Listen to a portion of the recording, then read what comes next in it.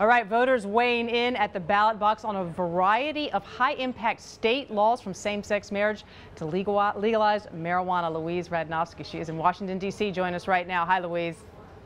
Hi. Let's start with legalizing marijuana. What happened there and where? Well, there were really two watershed developments in states last night on this. Colorado and Washington became the first states in the U.S. and indeed the only real political jurisdictions in the world to legalize marijuana outright. So that sets them up into some conflict with the federal government, but also dramatically changes things in their borders.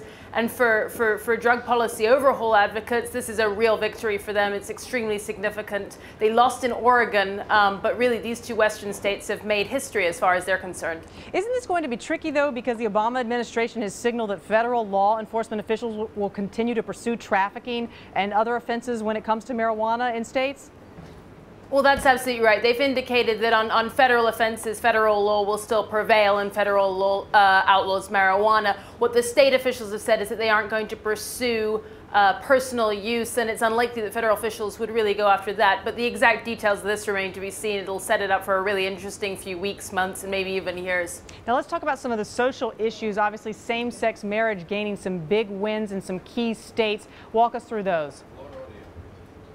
Well, for supporters of same-sex marriage, this really is a turning point as far as they see it. They knew very clearly that they'd never won a popular vote on the issue, and last night they won 4, legalizing same-sex marriage in 3 states as a result, and beating back a constitutional amendment effort in Minnesota. Now, what opponents of same-sex marriage say is that they still have laws on the books in 38 states that are opposed to same-sex marriage, so they certainly don't think that this marks a turning point in opposition for them, and they actually hope that it could bolster their campaign. They were significantly outspent. They hope that this will be a fundraising boost for them, and of course everybody's looking to the Supreme Court to see what might happen next in this sphere. And yet you see, of course, some of these states like Maryland and Maine catching up with public opinion nationally. A national poll by the Journal, in fact, and NBC in March found that 49% of Americans now favor same-sex marriage and 40% are opposed to it. That's almost the reverse from 2009, so I'm sure this will continue to be part of the discussion. Let's talk about some of the other issues that were out there last night. Healthcare law, the federal healthcare law, some states weighing in there. Talk to us about what you saw. Well, this is really interesting. These were sort of ghost amendments that were about ghost ballot measures that were out there. They're a hangover from legislative sessions in 2011 before the Supreme Court ruled on the health law. They tried to block the federal individual mandate from taking effect within the borders. It was always going to be a long shot.